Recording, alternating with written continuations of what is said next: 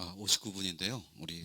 먼저 시작하기 전에 박명석 집사님 기도해 주시고 시작하도록 하겠습니다.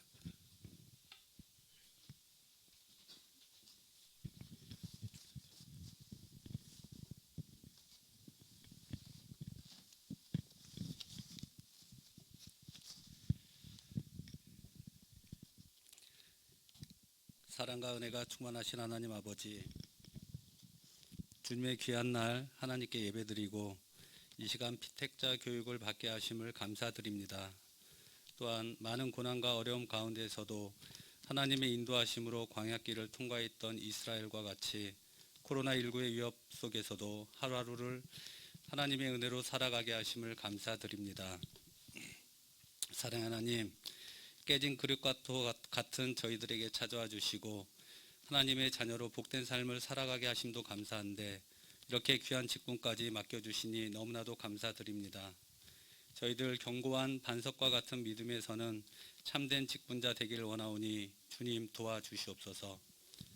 또한 각자의 삶의 자리에서도 성숙한 그리스도인답게 사회적 책임과 역할을 잘 감당하며 어려움에 처한 이웃을 돌아볼 줄 아는 믿음의 일꾼 되게 도와주시옵소서.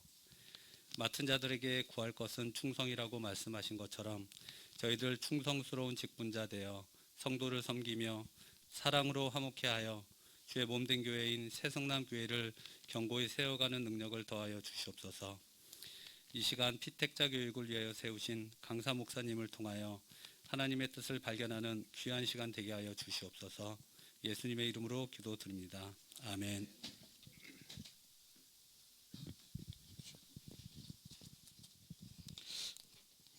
네, 오늘은 우리 교회론에서 11과 12과 교회와 문화 그리고 교회와 교회 행정에 대해서 함께 배우고자 합니다. 우리 82페이지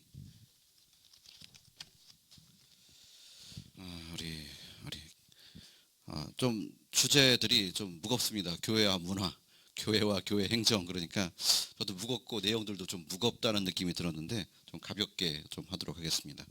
오늘 교회와 문화는 먼저 몇 가지를 좀 다루고자 하는데요. 기독교인으로서 문화를 세상 문화를 어떻게 이해해야 할까? 여기에 초점을 좀 맞춰보도록 하겠습니다.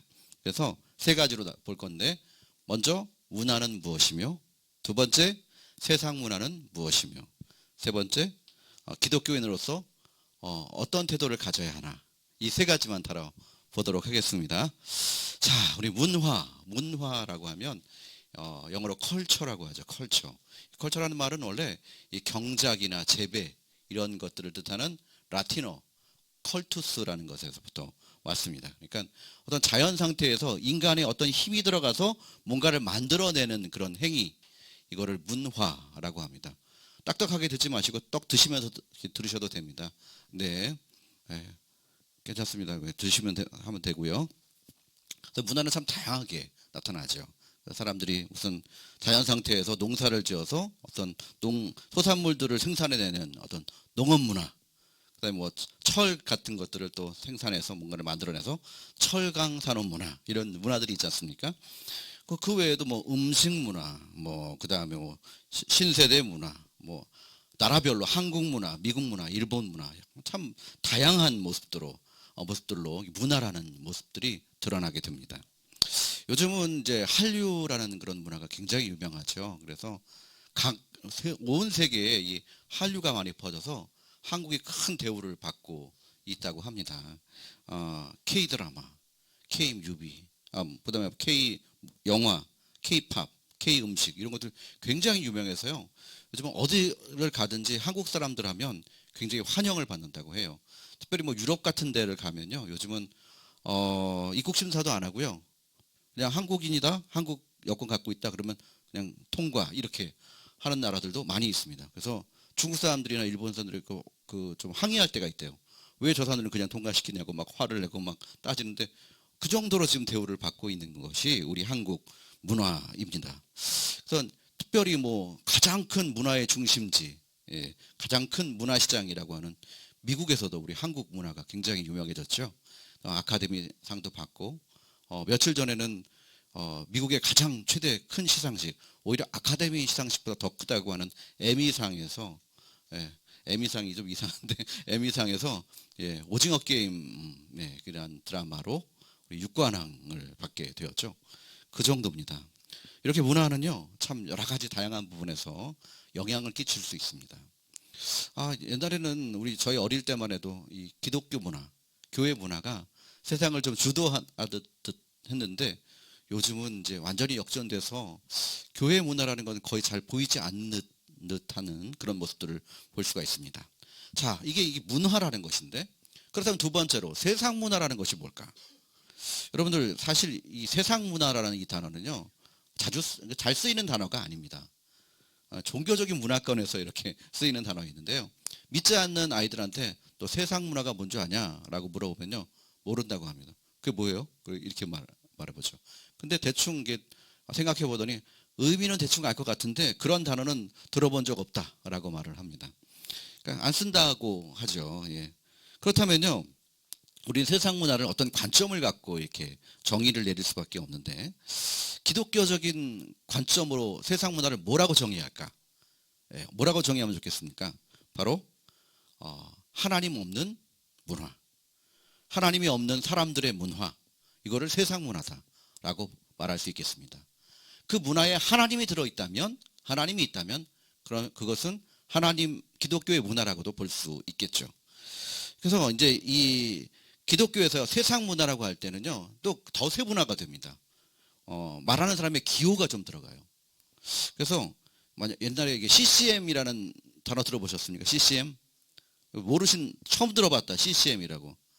예, 크리스찬 컨템포러리 뮤직 이렇게 하는데 그런데 이 음악이 처음 나왔던 게 1980년대 초반. 예, 1980년대 초반에 이제 나오기 시작했습니다. CCM 음악들이 이제 그때 나왔던 게 이제 예수전도단 1집 그다음에 근데 최인혁 아시나 모르겠습니다. 최인혁 소리엘 소리엘은 90년대 좀 나오고요. 그러면서 이제 기타를 치면서 마치 대중가요 같이 부르는 이런 복음송들이 나왔어요. 그때의 반응들이 굉장히 뜨거웠습니다. 이제 많은 분들이 저건 사탄의 음악이다라고 바라보는 분들이 있었죠. 예. 세상 문화에 지배되어 버렸구나. 큰일 났다. 이제 우리 이 기독교는 큰일 났다라고 바라보신 분들도 있었고요. 또 어떤 분들은 참 너무 신선하고 젊은 사람들도 좋아하는 그런 문화가 들어왔다라고 그랬었어요. 그렇죠?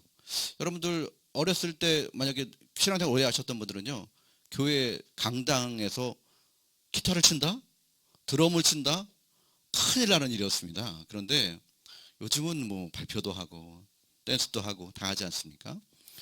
많이 변했어요. 그중에 요즘에는 CCM을 힙합으로 하는 그런 데도 있고요. 댄스를 하는 데가 있습니다. CCD라고 해서 댄스를 이제 춤을 추면서 노래를 하고 힙합 랩을 하면서 이렇게 부르는 사람들이 있어요. 여러분, 근데 그런 사람들에 대해서 상반된 반응들이 나와요. 여러분들은 어떻게 생각하세요? 춤을 추면서 제가 봤던 게 어떤 중고등부 찬양 집회였는데 막 춤을 춰요. 그러면서 막 노래를 하냐면 중고등부 학생들이 막 환호하고 막 그렇게 찬양 부르라 그럴 때는 찬양도 안 부르고 졸고 있던 애들이 막 춤을 추면서 막 랩을 하고 힙합을 하고 막 이러니까 애들이 너무 환호하고 막 뛰고 막 소리를 지르고 막 이래요. 근데 저는 이제 두 가지 감정이 들었어요. 첫 번째는 저렇게 해서 애들이 은혜를 받을 수 있을까? 하나님을 생각할 수 있을까? 라는 거였고요. 어찌 이렇게 뜨거울까? 라는 생각이었습니다. 여러분들 어떻게 생각하세요? 저는 굉장히 좀 보수적이었나 봐요. 그래서 저렇게 막 소리 지르고 막 오빠를 외치지만 과연 하나님을 생각할까라는 거에서 조금 부정적이었거든요. 그런데 이 청소년 사역 전문 사역자 목사님 중에 친구가 있는데 물어봤어요. 저 친구들이 저렇게 소리를 지르고 환호하면서 하나님을 생각할 수 있을까? 라고 물었더니 너무나도 당연하듯이 생각할 수 있지. 하나님을 생각하고 하나님을 찬양할 수 있고 경배할 수 있지. 저거 모습을 통해서 라고 말하는 겁니다. 거기서 제가 많이 깨졌어요. 나는 내 나이 때의 어떤 생각만으로 재단을 했구나. 그런 생각을 했습니다. 그래요. 이게 문화라는 것에 대해서 우리가 어떤 태도를 갖느냐가 굉장히 중요합니다. 그래서 기독교인들이 어떤 태도를 가질 수 있느냐. 그것도 세 가지로 볼 수가 있어요. 간단하게 말하면 친문화, 두 번째는 반문화, 세 번째는 변역, 문화 변역, 이 세 가지 태도를 취할 수가 있어요. 여기 안에 있는 내용들이 거의 대부분 들어가 있는 거지만 조금 다릅니다.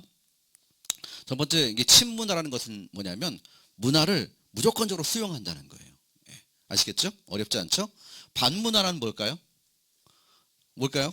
문화를 거부한다는 거예요. 예, 이거는 이건 악마의 어떤 계획이다라고 하면서 문화를 거부하는 거죠. 수용하지 말자라는 겁니다.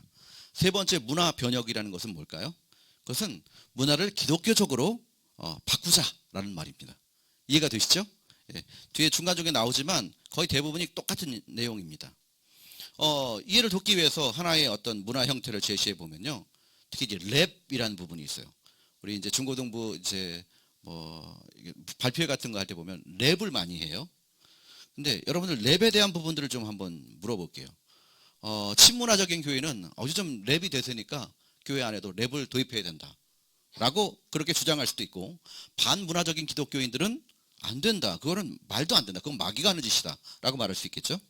그리고 문화 변혁적인 기독교인들은 랩을 들여다보면 온갖 욕과 남을 비판하는 일들이 나오는데, 그거를 하나님을 찬양하는 가사로 또 힘을 주는, 동기부여를 주는 그런 가사로 바꿔서 부르면 괜찮다라고 보는 것입니다.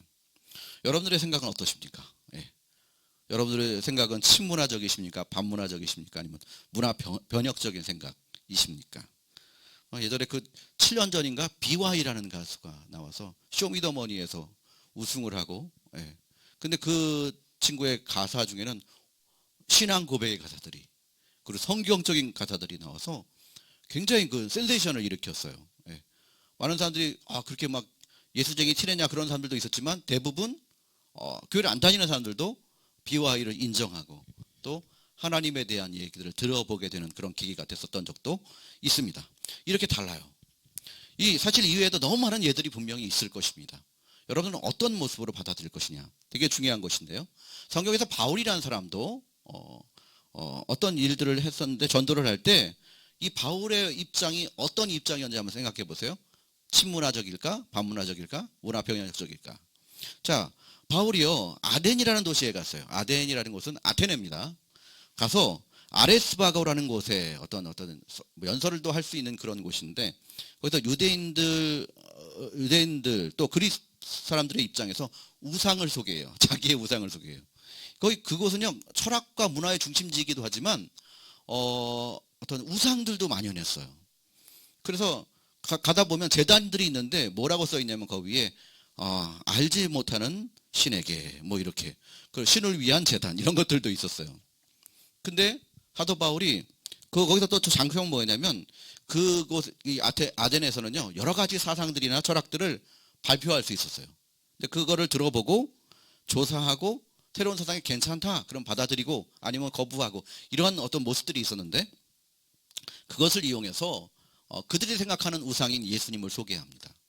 천지를 창조하시고, 그리고 또 만물을 지으신 분, 또 세상에 갇혀 있는 분이 아니고 사람들에게 생명과 호흡을 주시는 분, 이런 소개를 합니다. 멀리 계신 분이 아니시고 따뜻하신 분, 그리고 우리는 그분의 만들어진 바라는 것들을 소개를 합니다.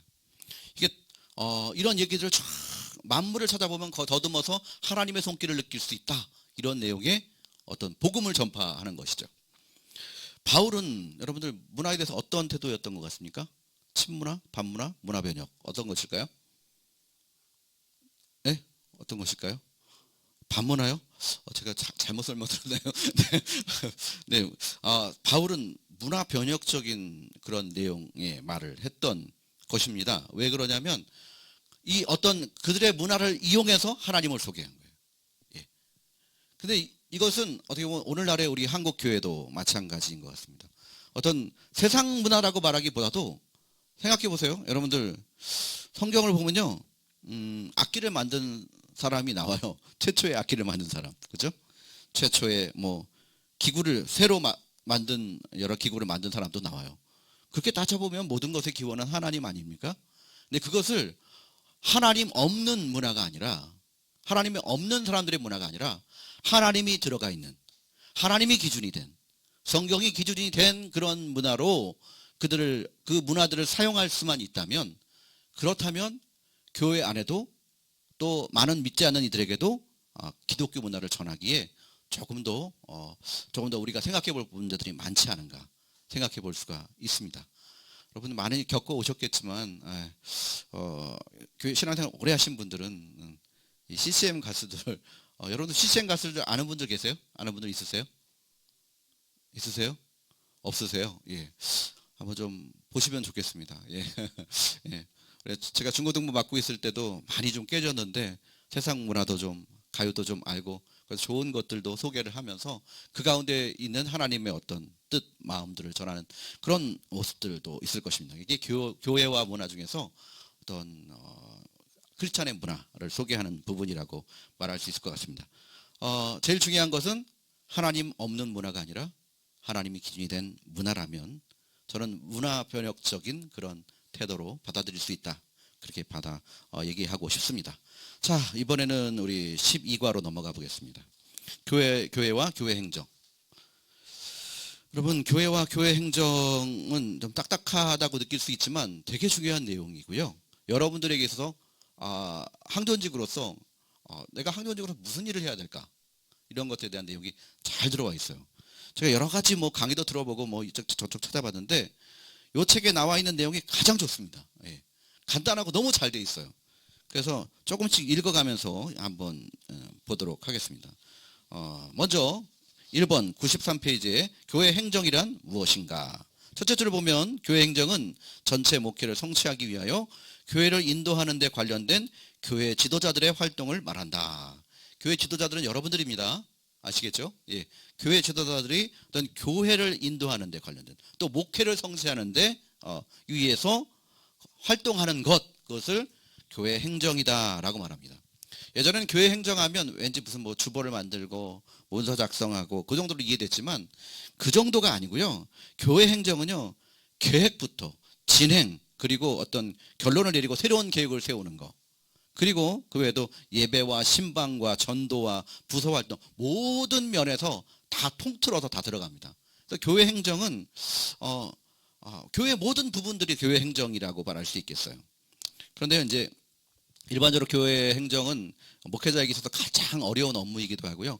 가장 시간을 많이 쏟는 업무이기도 합니다. 그래서 대체로 목회자들이 목회를 위해서 목회 행정으로 소모하는 시간이 전체 시간의 4분의 3 정도 된다라고 그렇게 보기도 합니다. 그래서 중간에 보면요. 교회 행정이란 나오죠. 중간에 교회 행정이란 어떤 일을 수행하기 위해 교인들을 통하여 그리고 그들과 함께 일하는 것이다. 이게 되게 중요한 것이죠. 예. 어떤 일을 이루기 위해서 교인들을 통해 또 그들과 함께 일하는 것이다라는 것입니다. 그러니까 교회 행정은 목회 모든 부분이면서 그것을 뒷받침해 주는 것이고 교회를 교회되게 하는 것이다 라고 보시면 되겠습니다. 이해가 되시죠? 예. 교회 행정은 이런 것입니다. 자, 그리고 2번 교회 행정은 누구의 업무인가? 예. 교회 행정학에서 교회 행정을 3가지 용어로 해석합니다. 첫째, 뭐죠? 지도력. 둘째, 관리. 세 번째, 경영. 예. 지도력이라고 하는 것은 일단 비전을 제시하는 것이죠. 그죠? 어떤 사람을 통제하는 게 아니라 비전을 보여주는 것. 전체적인 그림을 설명하는 거예요.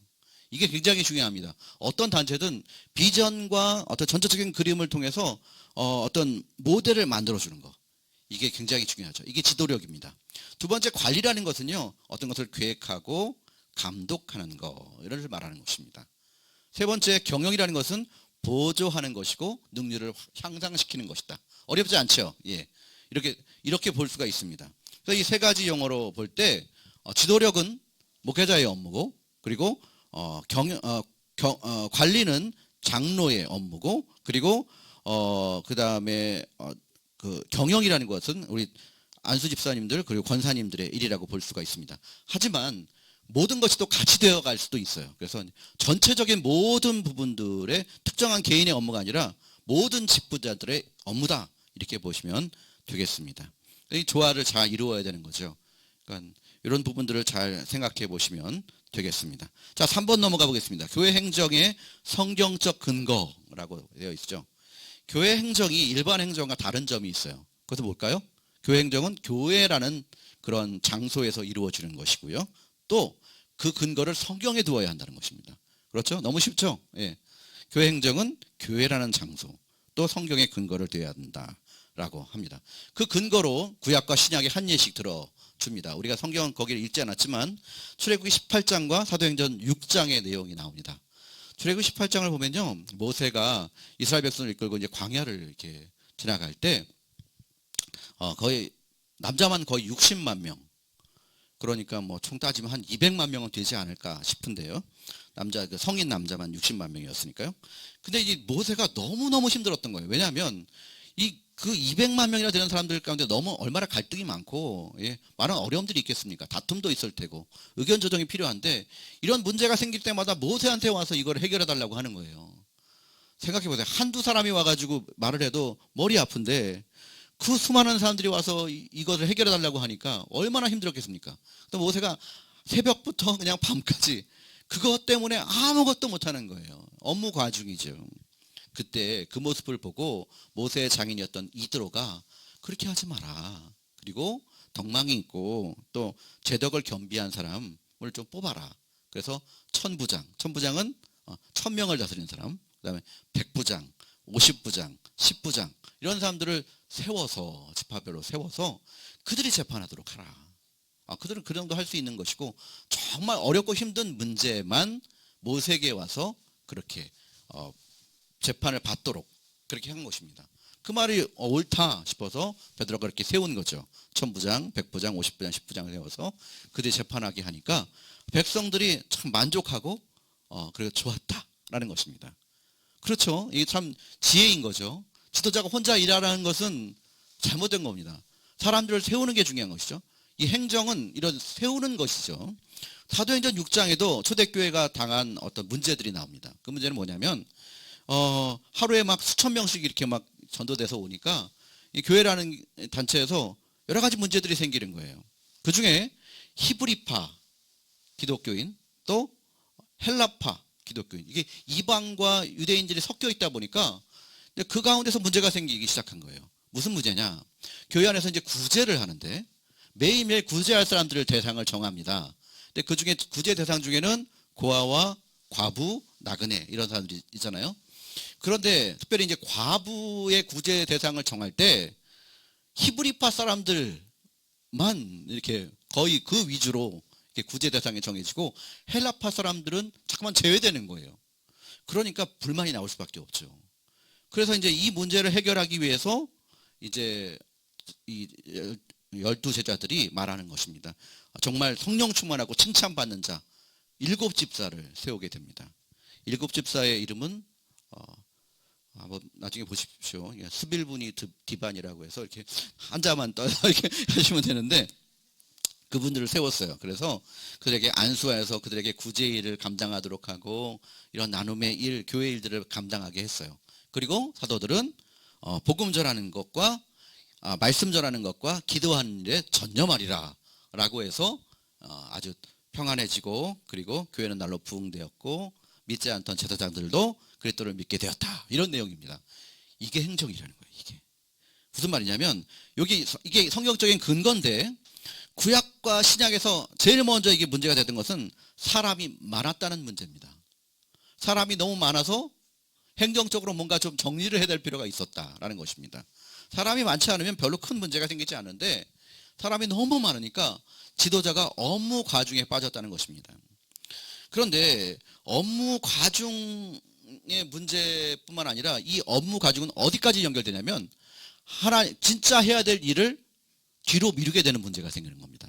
모세는 하나님과의 더 가깝게 나아가서 하나님과 소통하는 일을 해야 되는데 하루 종일 그 재판에 시달리다 보니까 하나님과 서운해지게 되는 거예요. 제자들도 마찬가지죠. 이 복음을 전하고 그리고 기도하는 일에 전념해야 되는데 자꾸 이제 여러 가지 구제의 문제, 여러 가지 문제를 같이 관여를 하다 보니까, 그러니까 이 문제를 전념하지 못하게 됐던 것이죠. 그래서 이제 이 신구약이 공통으로 천부장, 백부장, 50부장, 10부장, 7집사를 세우는 그런 일들을 통해서 그래서 자신의 업무를 그들에게 분담하여 주었고 모든 사람이 만족하고 교회는 또 단체는 부흥하게 됐다. 그런 내용입니다. 쉽죠? 예. 교회 행정이라는 것은 성경적인 근거로 이제 비교해 보자면 지도자의 업무가 과중할 때 사람들을 세워서 업무를 분담시켜 주는 것이고 그 결과는 만족과 성장. 예. 쉽죠? 예. 그래서 이제 좋은 교회 행정이라는 것은 교인들에게 만족을 주고 그리고 교회를 잘하게 하고 부흥케 한다. 이렇게 보시면 되겠습니다. 그래서 교회 행정은 제일 중요한 것은 사람을 세우는 것이죠. 7집사도 그냥 세운 게 아니고요. 천부장, 백부장, 50부장, 10부장도 그냥 세운 게 아닙니다. 성령 충만하고 제덕을 겸비하고 인격이 있고 예. 여러분들 예. 나는 인격이 그렇게 훌륭하지 못한데 나는 좀 빠져야겠다 이렇게 생각하지 마시고 예. 우리 힘으로 뭐 하겠습니까? 예. 하나님 의지하는 것이 되게 중요합니다. 이렇게 이제 네 번째로 넘어가 보겠습니다. 교회 행정과 사람 세우기. 예. 위에서 보는 대로 이게 교회 행정이라는 것은 사람을 세워서 업무를 분담하는 것이다 라고 했는데요. 예, 이게 굉장히 중요한 것인데 적재적소에 이렇게 세우는 것이 되게 중요합니다. 근데 그 모범을 보이신 분이 바로 예수님이시죠. 예수님께서 12제자를 세우셔서 그들을 통해서 이제 일을 이루어 가시는데 특히 성경에 보면 예수님이 제자의 명단이 4군데 나옵니다. 마태, 마가, 누가, 사도행전 이렇게 나오는데 96페이지 보면 제자들의 명단이 쫙 나와요. 그렇죠? 사도행전에는 11명이 나오죠. 왜 그럴까요? 예, 가룟 유다가 죽었어요. 예, 예. 다른 사람을 세우기도 합니다. 이렇게 이 열거된 이 제자들의 명단을 쫙 보면 예수님께서 제자들을 세우신 어떤 의도 또 그것들이 나타납니다. 특별히 4사람씩 3그룹으로 나눈 것을 보게 돼요. 자, 볼까요? 먼저 첫 번째 제자는 다 누구로 되어 있어요? 베드로. 예, 그렇죠. 그다음에 둘, 셋, 넷 이렇게 안드레, 야고보, 요한은요. 순서는 조금 바뀌어요. 그런데 이 베드로 밑으로 3명 나와 있죠. 예수님과 좀 내밀한 관계. 그죠? 예, 베드로는 수제자라고 불리기도 하고 어떤 변화산에 갈 때 야이로의 딸을 고칠 때 그다음에 뭐 겟세마네 동산에 이제 마지막 기도하러 가실 때도 이 제자들을 데리고 갔어요. 예, 예. 여러분들 하나님의 제자가 된다면 이런 제자가 되기를 바라고 기도하시기 바랍니다. 예, 예. 다 쓰임 받기는 하지만 쓰임 받으려면 저 수제자가 되려고 좀 애를 쓰세요. 예. 하나님 제가 수제자가 되기를 원합니다. 예. 이건 믿음의 선한 욕심입니다. 예. 대충 따라다니지 뭐. 예. 기회 봐서 예수님 팔기도 하고 예. 배반도 하고 이 정도 아니고요. 예. 그 다음에 5번째 사람은 보면 빌립이 나오죠. 빌립. 똑같죠. 빌립 다음으로 바돌로메, 도마, 마태가 나오는데 여기도 순서가 좀 조금씩 바뀌지만 항상 5번째 사람은 빌립이었어요. 빌립 뭐 예수님을 어떤 헬라파 사람들이 예수님을 뵙고 싶어서 빌립에게 찾아와서 선생이여 내가 예수를 만나기를 청하나이다 이렇게 막 물어보기도 하고 어떤 대표적인 면에서 이런 빌립에게 이런 묻는 일들이 참 많았습니다. 또 행정적인 일들을 잘 했나 봐요. 그 다음에 아홉 번째 사람은 알페오의 아들 야고보가 나오죠. 그죠? 그 밑으로는 다데오, 시몬, 가로진다 나오는데 다데오를 누가복음과 사도행전은 야고보의 아들 유다다 이렇게 말하기도 합니다.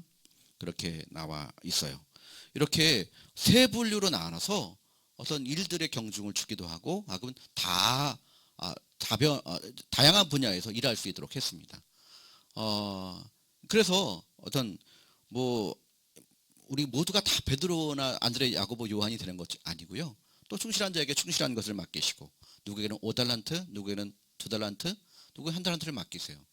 그러나 5달란트 받았던 사람이 5달란트 남기는 거는 5분의 5는 1 아닙니까? 그렇죠? 2분의 2는 1이에요. 근데 1달란트 받은 사람은 하나도 남기지 않았잖아요.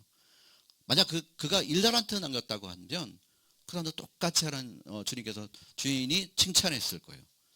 그러니까 이 교회에서 항전직을 세우고 그들로 교회를 섬기게 하고 업무를 분담하고 이런 것들 통해서 자기의 은사를 실천하게끔 하는 것 이게 다 교회의 행정이라고 말할 수 있겠고요. 우리 모두가 그 모든 부분에서 맡겨진 일들을 감당하도록 위탁받은 그런 존재들이고 지도자들이다라고 생각하시면 될 것 같습니다. 자, 그러면 우리 마지막으로 우리 12가 맨 처음에 말씀 보기만 좀 보겠습니다. 첫 번째 보면 출애굽기에서 과중한 업무에 지친 모세에게 장인 이드로가 제안한 것은 무엇인가? 다 아시죠? 예. 뭐라고 했습니까? 천부장, 백부장, 50부장, 10부장 세워서 특별히 하나님을 두려워하며 진실하며 불의한 이익을 미워하는 자들을 세워서 재판하고 지도력에 분산이 되게 하고 권한에 위임을 주는 것이죠. 그래서 이제 참 본이 될 필요가 있습니다. 세상 사람들이 교회를 욕하는 건요, 딴 거 아닙니다. 예수님 욕하게요? 하나님 욕하게요? 아니요. 교회 다니는 사람들의 모습을 보고 욕하는 겁니다. 왜 욕할까요? 교회 다니는 너네들만이라도 썩지 말아야 되고 최소한 양심 지키고 살아야지. 그런 말 아닙니까? 예전 기독교 초기 때는요, 한국교회 우리 어려울 때만 6, 70년대만 해도 교회 다니는 사람은 무조건 정직한 사람, 이게 이퀄이었어요. 예. 교회 다니는 사람, 정직한 사람. 근데 요즘은요, 교회 다니는 사람 중에 사기꾼도 많고 뭐 많고 거짓말하는 사람 많고 이렇다는 거예요. 예, 그래서 이번에 보면요, 이제 뭐 사도행전 연합파 사람들이 히브리 사람들을 원망한 이유가 무엇이고 그 대안은 무엇이었습니까? 라고 하면서 이제 행정적인 부분을 나눠주고 지도력을 가진 지도자가 어떤 자신의 본분에 집중할 수 있도록 했던 그런 부분들을 잘 기억하시면서 찾아보시면 될 것 같고요. 그 다음에 3번에 지도력을 분산한 성경의 신뢰는 현대교회에게 어떤 가르침을 주는가? 여러분들 뭐 생각해 볼 수 있겠죠. 참 여러 가지 일들이 있겠지만 팀 사역이 되게 중요하다는 거예요. 그런데 팀 사역을 잘 이루어서 교회 행정적인 부분들을 잘 감당하면 교회는 만족하고 성도들은 만족하고 교회는 부흥하게 된다는 것이죠. 당회 중심이 될 수도 있지만 당회에서 위원회 중심으로 우리 교회가 이렇게 시행되고 있지 않습니까? 그래서 또 권한을 위임하고 또 일들이 잘 이어져 갈 수 있도록 하는 것이 중요한 것입니다. 이렇게 이런 모습들을 통해서 이 교회와 교회 행정 이 정도까지 좀 다뤄보겠습니다. 여러분들 두 가를 아주 간단하게 했는데 이해 안 되시는 거 있으면 질문입니다. 이해가 안 돼서 질문을 못하겠다 그런 말씀이시면 네, 수고 많이 하셨고요. 우리 같이 기도했으면 좋겠습니다. 하나님께서 우리에게 참 많은 좋은 것을 주셨는데 세상은 우리를 어떻게든지 넘어뜨려 하고 유혹해서 세상 유혹 문화 가운데 빠지게끔 하려고 하지만 하나님이 없는 사람들의 문화가 아니라 하나님이 기준이 된 그 하나님 계신 그 문화로 세상에게 정말 세상 가운데 참된 기독교 문화를 제안할 수 있는 그런 모습의 앞장서는 우리가 되게 해달라고 그리고 빛과 소금의 역할을 감당하는 우리들이 되게 해달라고 기도해 주시고 또 우리 지도자들이 업무 분담을 함으로써 교회가 성장하고 그리고 많은 사람들이 만족했던 것처럼 그 작은 부분을 우리가 감당할 수 있는 충성된 주의 일꾼들 되게 해달라고 함께 기도하겠습니다. 은혜와 사랑의 하나님 아버지 감사를 드립니다. 주님께서 우리를 사랑하셔서 오늘도 아버지 피택자 교육을 통해서 하나님 또 교회와 문화, 교회와 교회 행정에 대해서 함께 나누게 하시고 듣게 하시니 감사합니다. 하나님 아버지 주님께서 주신 놀라우신 은혜와 그 사랑과 아버지 그 문화로 세상에 유익을 끼치고 아버지 어두운 세상 가운데 아버지 빛을 전하며 소금으로서의 역할을 감당해야 될 우리들의 모습인데 또 아버지 파도바리 말했던 것처럼 우리는 세상 가운데 주님을 전하는 세상의 편지요 또한 우리는 소금이며 또한 우리는 향기일 텐데 하나님 이 일을 감당하지 못했던 것 용서하여 주옵소서. 하나님이 기준이 되지 못하고 세상에 빠져 세상을 뒤따라감으로 말미암아 하나님 전혀 빛이 되지 못하고 소금이 되지 못하고 편지의 역할을 감당하지 못하며 아버지 하나님 향기를 드러내지 못했던 우리들을 용서하여 주시옵시고 하나님 무엇을 하든지 하나님을 드러내며 하나님의 역사와 하나님께서 우리를 향하신 그 사랑을 전하는 귀한 일들을 잘 감당할 수 있도록 도와주시고 우리의 마음 가운데 언제나 주님이 중심이 되셔서 하나님 주님을 전하는 귀한 우리 모든 직분자들 다 되게 하여 주옵소서. 하나님 아버지 오늘 성경을 통하여서 하나님 우리 지도자들이 업무 부담과 아버지 과중한 업무 가운데서 그것을 잘 분담을 하고 또 그런 일을 통하여서 교회가 성장하고 또 많은 이들이 만족하였던 것처럼 하나님 아버지 우리들도 세워주신 귀한 직분들을 통하여 각자의 은사대로 아버님 모든 일들을 잘 감당하고 또 맡겨주신 일들을 아버지는 최선을 다해서 감당하러 말미암아서 우리 세성남교회가 아버지랑 이 지역사회에서 아버지 하나님 정말 주의 복음을 전하고 더욱더 크게 성장하고 하나님께 기뻐하시는 주의 일꾼으로 온전히 쓰임받을 수 있는 교회 되게 하여 주옵소서. 하나님 성령 충만케 하여 주옵소서. 하나님 언제나 믿음 안에서 아버지 당당히 서서 주의 일을 감당하는 우리 모든 피택자들 다 되게 하여 주옵소서. 사랑의 하나님 감사합니다. 오늘도 귀한 또 수업을 받게 하시고 우리가 해야 될 것이 무엇이며 또 하나님 세상 문화 가운데서 정말 하나님이 기준이 되어서 아버지 그 문화를 잘 전하는데 또 세상에 정말 기독교 문화를 또 제안하고 그들에게 대안을 제시하는 그러한 일들을 감당하고자 합니다. 하나님 우리에게 충성을 허락하여 주시고 믿음을 허락하여 주시고 하나님 주신 일들을 사도 바울처럼 아버지는 끝까지 감당하여 의의 면류관 충성된 명화의 면류관을 받을 수 있는 우리 모든 피택자들 다 될 수 있도록 인도하여 주옵소서. 감사드리며 예수님의 이름으로 기도하옵나이다. 아멘.